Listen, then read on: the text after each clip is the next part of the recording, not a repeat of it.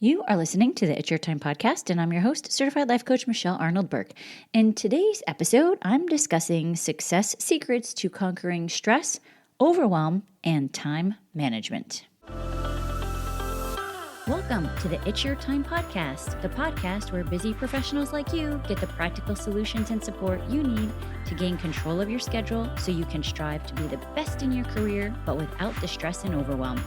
If you're looking to increase your energy and decrease your stress, you are in the right place.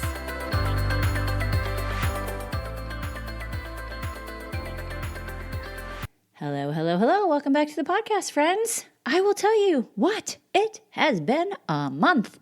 I think all but one weekend I have been traveling. One weekend we had Dad's burial. Couldn't do it when he passed because of the weather, so we took care of it in the spring. We are closing down the fiscal year, as you know, the most important fiscal year in the company's history, right? Until, of course, April 29th, when we start the most important quarter in the history of the company. If you know, you know. And I have some fun things actually that are coming up with the nieces that I've planned. Well, at least I like to think it's fun. I do like to incorporate some learning, maybe history. My sister always picks on me and she jokes that, oh yeah, sure, we're going with crazy Aunt Michelle. That's a blast, learning history. Listen, I tried to get them also to journal and meditate and work out with me as well. You got to teach this self-care stuff early on, right? Not all of us had the bonus and the benefit of learning early on. Oh, and I'm also transitioning into the chair role of our employee resource group that I've talked about here. So I've been working on all of that fun kind of behind the scenes until we actually make the official move in May. So why do I tell you all of this? A few reasons. Number one, the month had a lot of things going on. And if I didn't have the tools that I talked to you about here, I could get very overwhelmed. So today, I want to talk a little bit about overwhelm, your job, some ideas around time management, or maybe even better, energy management. And number two, the month had a lot of feelings going on, from energized to hyped up and excited and nervous and sad and joyful and grateful. And I'm sure I could keep going on to name a lot more emotions. But today, what I want to do is touch on the idea of where feelings come from and why it's important to be willing to experience all of what life gives us. Listen, we're not meant to always feel amazing. Pretty sure if you never felt doubt or shame or sadness or grief, you might be narcissistic or a sociopath, right? So I'm going to touch on that a bit as well. And then the last part is, number three, time or energy management. You are always in control of your time and your schedule, and I know that it does not always feel like that. For those of you who have been here a while, you know this was one of my biggest shifts, doing this work after I started coaching. Knowing that you are in control leaves you so much more empowered and able to truly do the things that you want most in life. And that, my friend, is what I want for you. So for this, I will be talking about boundaries a little bit, people pleasing, and Parkinson's law. So let's go ahead and dive in. Overwhelm. What is overwhelm? Let's keep it very basic here, okay? It's a feeling, right? And oftentimes, I think it's paired with its lovely counterpart, stress. So people will say they are stressed and overwhelmed. So the next question is, why? Why are you stressed and overwhelmed? Well, I think it's fair to say that a lot of people might say things like their job causes them to be stressed and overwhelmed, or the kids, maybe other family members, maybe you think it's lack of time. Think about what makes you feel overwhelmed. Got it? Now, if it's a person, place, or thing, I am going to challenge you to consider you might be wrong. And here's why. And let me just tell you, what I'm about to share with you is the best news ever, because it is the key to knowing how to be the most empowered in your life and to make changes to not feel so overwhelmed. Let's look at what I started with in the first example, okay? I've been traveling every weekend, and we've been planning Dad's burial. We are closing down the fiscal year. Oh, plus, listen, life is still going on, right? Patients, cases, the usual day-to-day stuff. So I could for sure say that is all stressing me out. I feel so overwhelmed. But when we talk about feeling overwhelmed, I want to remind you where your feelings come from. And let me say, this is what I'm talking about. This is the magic in your life. Knowing this is what can change everything. The feelings come from what we are thinking about all of it. What is the story that you are telling about the circumstances? And I would even say, what's the story that you're telling about the stress, right? Like if you are feeling the stress, usually there's another layer of the story on top of that. And if you go back to early podcasts here, you will hear me talk about the thought model. And that was my mentor's way of explaining this idea. You can also, quite honestly, just Google search think, feel, do model or think, feel, do, and you will find more information around this. But here's the basics of what's going on. You have the circumstances in life. And listen, I could even just use closing down the quarter, right? I don't have to use all of the list that I gave you. Closing down the quarter for the fiscal year. And I could say that I am feeling overwhelmed, but it would be because I had thoughts like, there are so many cases that I need to get scheduled. I'm not going to have enough time to get these items ordered. I don't have the time to keep asking for the schedules of all of these offices. I want you to think about the circumstance that you think causes you overwhelm. What are your thoughts about it? Even if we look at your calendar, overwhelm often comes from thoughts like, I don't have enough time, I don't know where to start, I'll never get this done by the deadline. Here is how we know it is not just the circumstance or the circumstance that causes the overwhelm. When we're thinking about closing down the quarter, for example, right? There are people across the country closing down the same quarter and they've already hit their number. And they're thinking things like, everything from here is gravy, or I'm going to hold off on putting this order in so I can make sure I set myself up great for next quarter. See the difference? It is the same circumstance, closing the quarter. Different thoughts, which produce different feelings. Same with time. We all have the same amount of time each day. You can choose to think, I don't know where to start, I'll never get this done, or you can think things like, I always know how to set priorities. I will figure it out. There are a lot of options to think, right? But let me just share this secondary piece of the puzzle. You must be able to believe the thought. Like, you usually can't go from, I have no time to get anything done, to, I have a surplus of time and life is grand. It's way too big of a leap.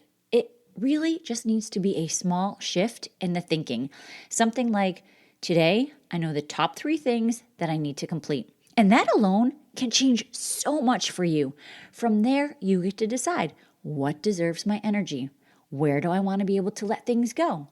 I often say, if you keep moving things down your list of things to do, right? Like if it keeps going day after day after day, does it even really need your attention?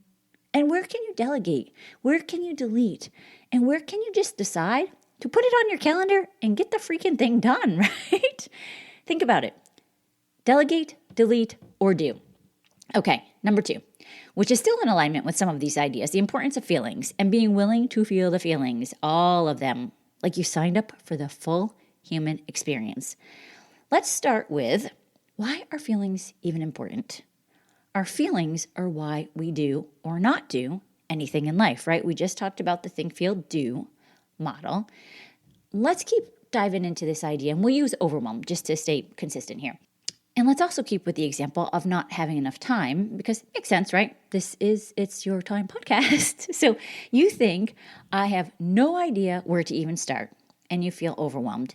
And what do you usually do? Not much, right? Because you don't know where to start. So maybe you ruminate on how much you have to do, or maybe you just want to escape and grab, I don't know, maybe like a glass of wine or some cookies or nachos. Guess what?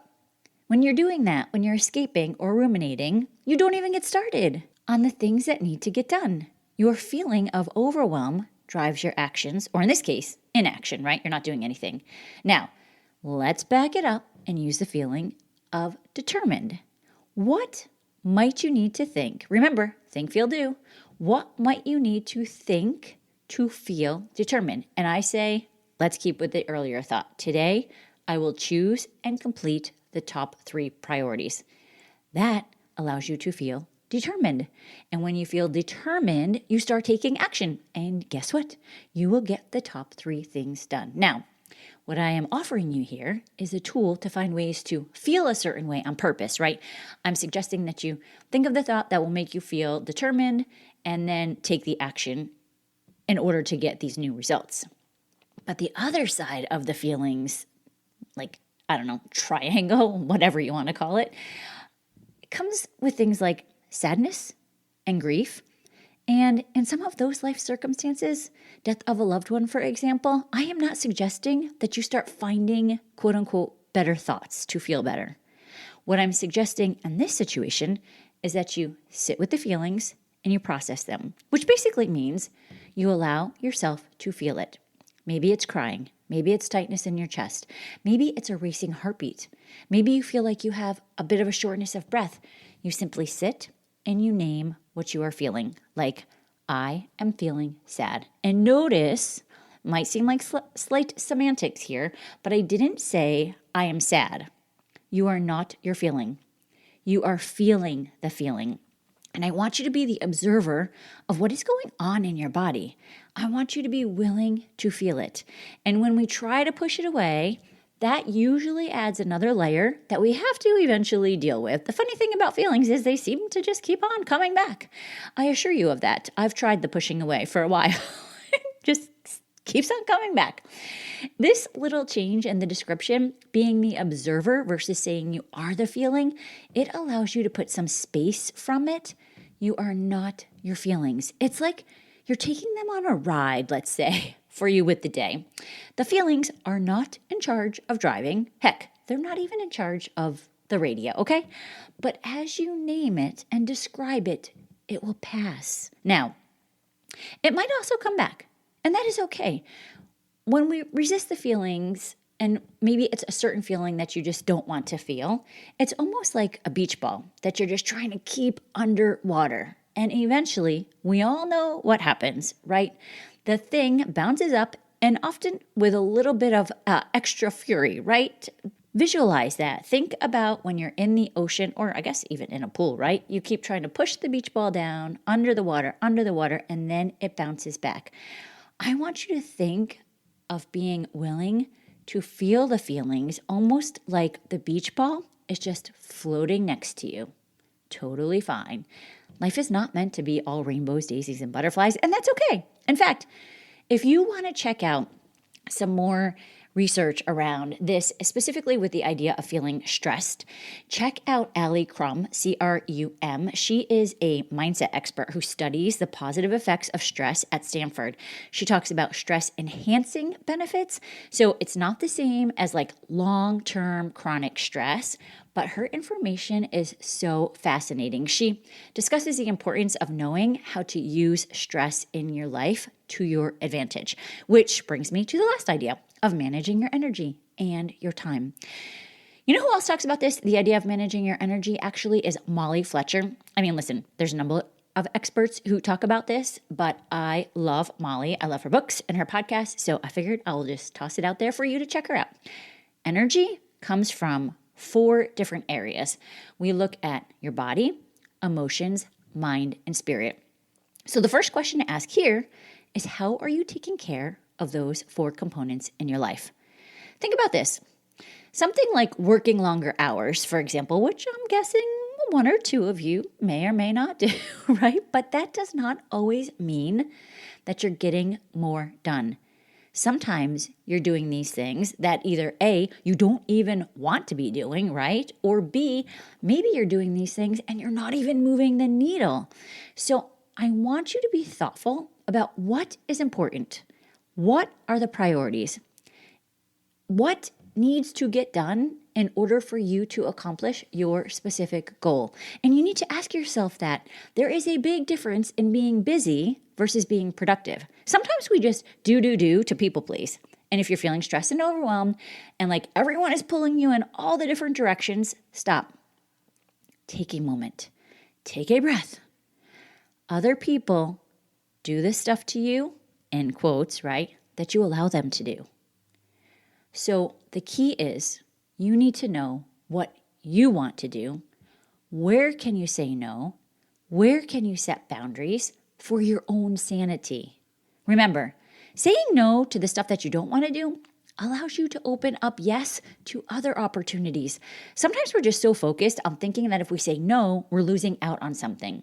But I want you to consider you might be opening up to an even better option when you know what the priorities are and you start planning them. And this is where I want you to consider the idea of Parkinson's law. Basically, this says that work expands to fill the time allowed for completion. So start putting things on the calendar at specific times for specific time limits. And I will tell you, I cannot, for example, stand doing expense reports. Cannot stand it. Cannot stand it. Cannot stand it. And I'm pretty confident that I am not the only salesperson in the world who would say this. But what I started doing is, well, I'll be honest, I'm doing my best. It's still a work in progress, but on Fridays, I have set aside 30 minutes scheduled to do expense reports. And I will tell you, when I set my brain in that direction, and when you set your brain in that direction, I don't get so sidetracked, right? Because then I'm not like, oh, wait, I should maybe text this person about something next week, or maybe I should make my things to-do list for, next Tuesday. All of these things that seem so much more important than doing my expense report. Giving yourself the time and putting your brain to a specific task will allow you to get it done much more efficiently. Your brain is designed to, it wants to be able to complete the task that you are giving it, right? Knowing this idea has truly, truly, truly helped me get so much more done in life. And sometimes people will say, well, I don't know how long it will take me to do. I don't know how long to put on the schedule for it. To which I will suggest, just start somewhere. Schedule the time. If you finish ahead of time, bonus. Then you get to do what you want with that extra time. And if you run out of time, good to know for the next time, right? You'll plan accordingly the next time. I heard this great quote today. Failure is feedback for future fortune. I love that, right? There's so much fortune for us, friends.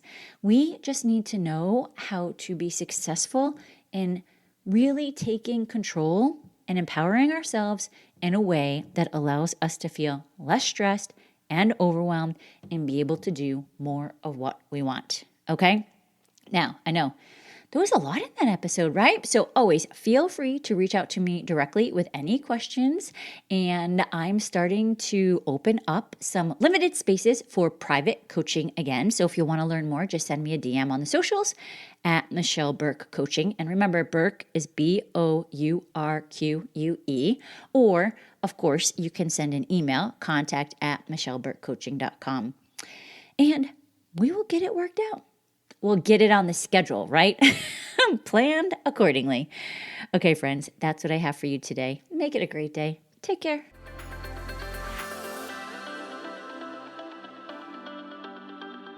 Did you know you can take this work to a deeper level with me one-on-one? Go to michelleburkecoaching.com and click on Get Started to begin.